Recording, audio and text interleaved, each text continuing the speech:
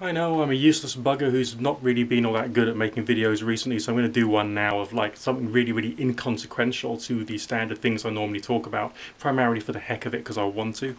Okay, I'm talking about stuff I eat, because a while ago, and this is like, you know, last time I checked my comment sections, some geezer said to me like, do a video about cooking. So this is what I'm doing now, because I'm making lunch. So you can then like come to the mess of my kitchen and see what I'm doing. So in America you got this stuff called TVP, textured vegetable protein, and here it's called natural soya protein chunks, where we get the chunks version. You also get, if I can find it, whoops, here we go, a light mincemeat version, which is, it just looks powdery and flaky, okay, when it's in the pack. There's also a darker version. Now, the darker version is great because if you make it right, the way that I'm doing it, it'll be almost indistinguishable from mincemeat, proper, you know, minced beef. What I do, okay, I've got a little pot right here, which has got it in at the moment.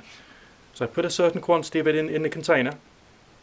I then add, and these are the ingredients, okay, a little bit of salt, a little bit of coconut oil.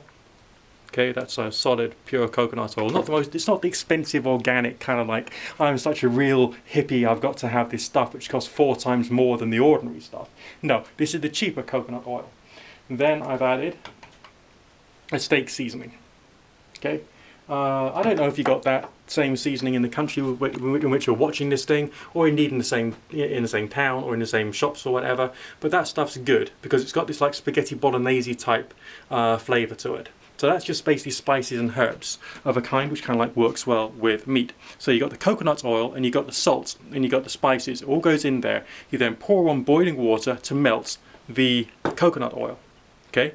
When the coconut oil is melted, it all goes in together. You leave it there for about 15 minutes for the soya protein, namely the powdery, chunky stuff, to absorb all the water and all the flavours and all the fat.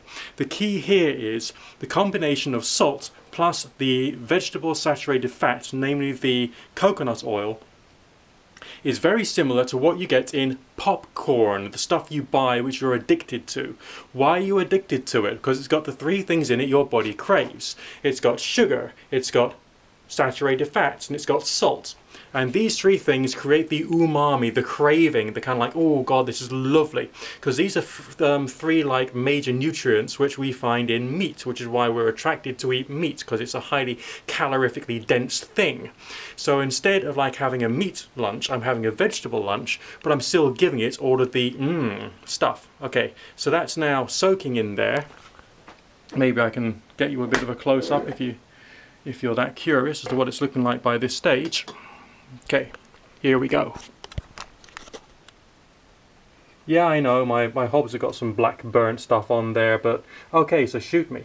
But check that out. That looks like proper mincemeat in a saucy thing, and it's acting like it too. Right.